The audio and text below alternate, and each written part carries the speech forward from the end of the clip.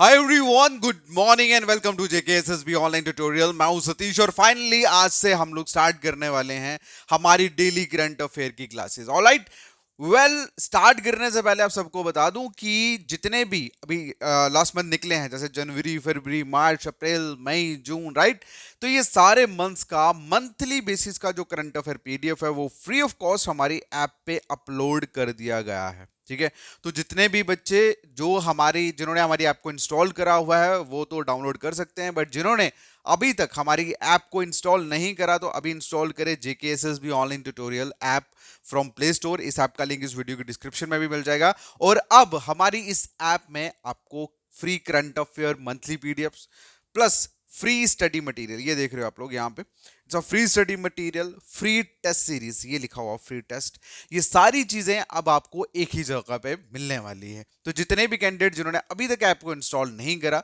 So my dear, आप app install करिए and app पे जाके अपनी जो प्रिपरेशन है वो स्टार्ट कर दीजिए। क्लियर?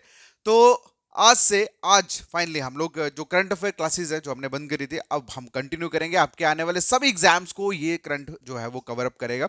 ओके, और आपको सिर्फ एक ही चीज कहना चाहता हूं कि लास्ट में पहाड़ जैसा करंट अफेयर करने से बेटर है कि आप डेली 10 मिनट निकाल के करंट अफेयर करें, सो दैट कि लास्ट में आपको प्रॉब्लम ना हो। क्लियर? चलिए फिर स्टार्ट करते हैं। और आज का जो हमारा करंट अफेयर का जो पहला लेक्चर क्वेश्चन है, दैट इज, क्वेश्चन पूछा गया है, has been taken charge as the first women chief secretary of Maharashtra.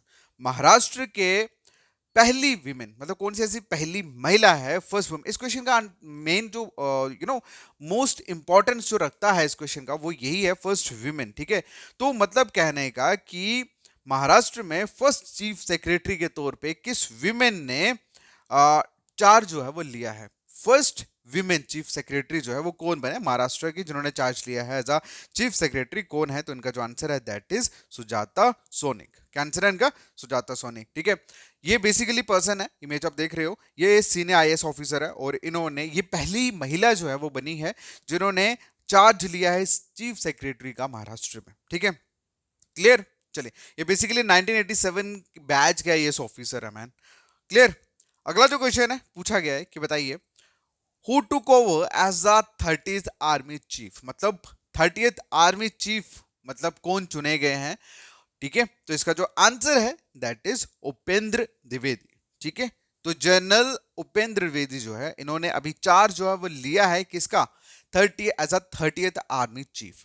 Clear? और इन्होंने जनरल मनोज पांडे को रिप्लेस करा, मतलब जनरल मनोज पांडे जो पहले आर्मी चीफ थे वो रिटायर्ड हुए हैं और अब उपेंद्र द्विवेदी जो है वो नए आर्मी चीफ जो है वो बने हैं। क्लियर? अगला जो क्वेश्चन है पूछा गया है कि बताइए, recently wear was the financial action task force meeting held. Clear? देखो, ये एक basically financial action task force से ही आपको एक आइडिया लग गया होगा कि एक टास्क फोर्स है। ठीक है, जैसे आप लोगों का होता ना ये मतलब जितनी भी army armed different different paramilitary forces है, तो इनमें से क्या होता है कि कुछ इंपॉर्टेंट, कुछ इंटेलिजेंट या कुछ ऐसे लोगों को उठाया जाता है और इनका ग्रुप बनाया जाता है किसी पर्टिकुलर चीज को कम्बैट करने के लिए, किसी पर्टिकुलर चीज को रोकने के लिए या खत्म करने के लिए। इसी तरह से एक ऐसा टास्क फोर्स जो है वो ग्लोबल लेवल पे बनाया गया जिसका नाम इन्होंने रखा फाइनेंशियल एक्शन टास्क फोर्स। और इसका इसका जो मेन मकसद है इस टास्क फोर्स का वो ये कि ग्लोबल लेवल पे जो मनी लॉन्ड्रिंग होती है, क्या होती है? मनी लॉन्ड्रिंग जो होती है, एंड जो टेररिस्ट को फंडिंग या फाइनेंसिंग, ये सब चीजें जो होती हैं ग्लोबल लेवल पे, उनके ऊपर एक तो नजर रख सके और दूसरा उसको मतलब उसको रोका जा सके, कम्बैट किया जा सके इस particular money laundering and terrorist funding के जैसे मामले को। ठीक है, तो उसी के लिए ये फाइनेंशियल एक्शन टास्क फोर्स जो है वो बनाएगी। अब इस क्वेश्चन में ये पूछा गया है कि जो फाइनेंशियल एक्शन टास्क फोर्स है इसका जो मीटिंग है वो कहाँ पे हेल्ड हुआ, तो इसका जो आंसर है दैट इज सिंगापुर। कहाँ पे हुआ? सिंगापुर में। ठीक है, और इंडिया जो है that's also a part of this financial action task force. Clear है? और इसमें अगर हम बात करें, इंडिया हो गया, Russia, France, Italy and UK. ठीक है, ये बेसिकली ऐसे कंट्रीज हैं।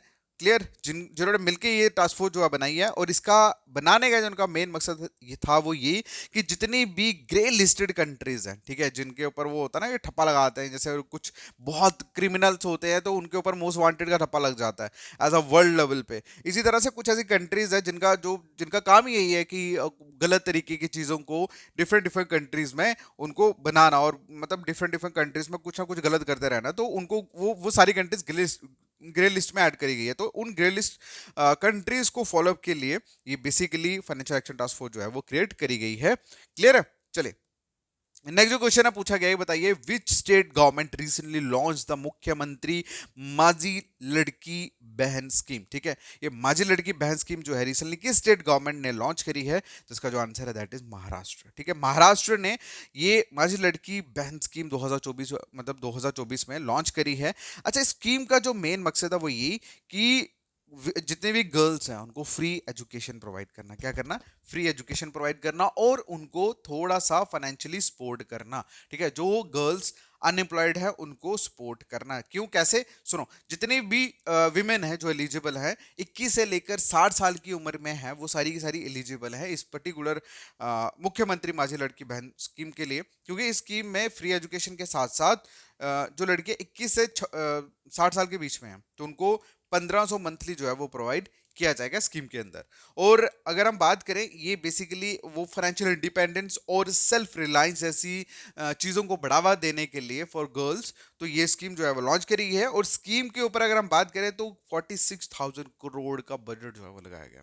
ठीक है, चलिए अगला जो क्वेश्चन है पूछा गया है, बताइए recently who has been elected as a new president of the European Council of European Union।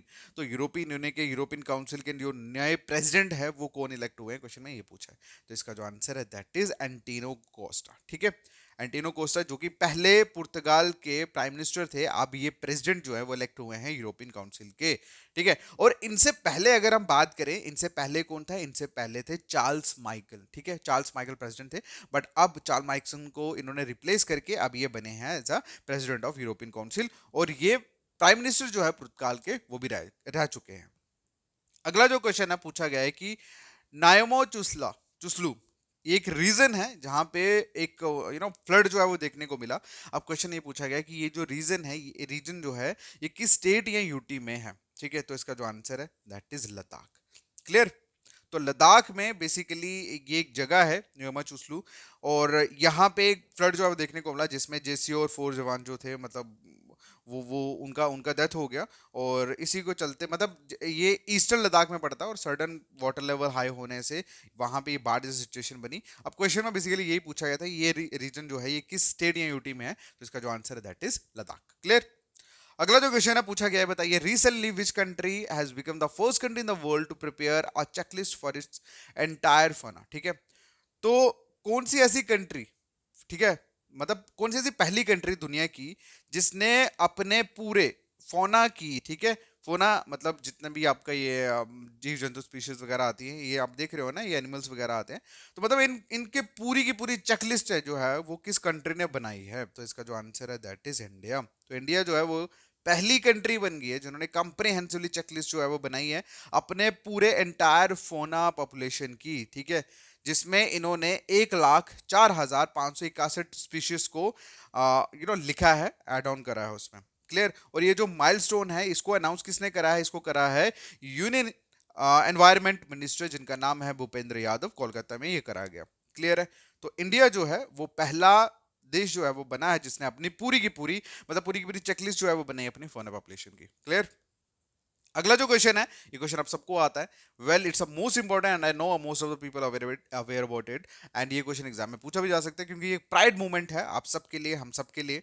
तो इस क्वेश्चन में पूछा है कि बताइए which team won the 9th ICC men's T20 world cup by defeating the south Africa team. इस question का answer आप लोग करोगे और उसके साथ जितनी भी खूबसूरत मैसेज लिखना हो आप लिख सकते हैं। क्लियर? मैं इसको एक्सप्लेन नहीं करूंगा।